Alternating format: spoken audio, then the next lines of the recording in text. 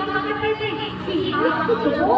नहीं जो ईश्वर को मानता है। उन्होंने कहा आस्तिक वो है जो ईश्वर को जानता है, अन्य दूसरा और कोई नहीं है कि जिसने उस ईश्वर को जाना, जिसने उसे देखा और फिर जानने के बाद उसकी भक्ति को प्राप्त किया। और सचमुच ऐसा ही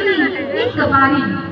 जहाँ कबीर दास जी के समक्ष ऐसे एक विद्वान जिनका नाम था साहब जी,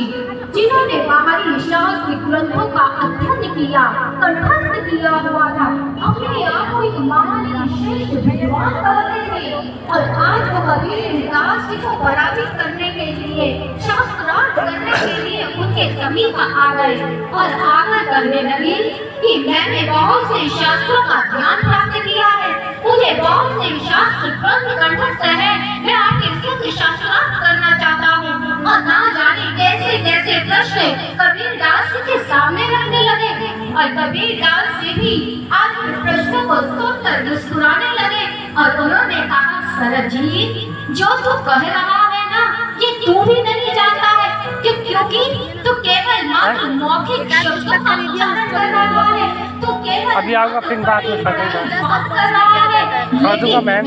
मैं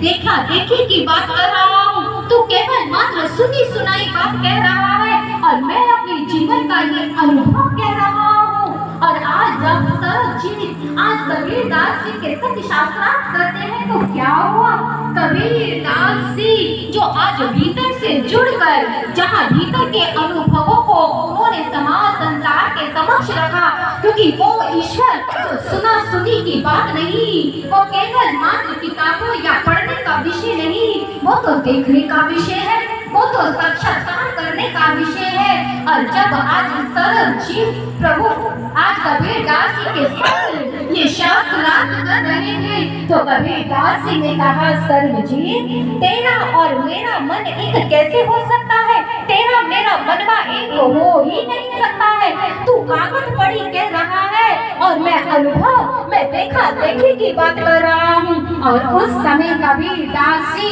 मानो आज समाज को समझाते हुए उनके भीतर से उनकी कलम से मानो एक ऐसा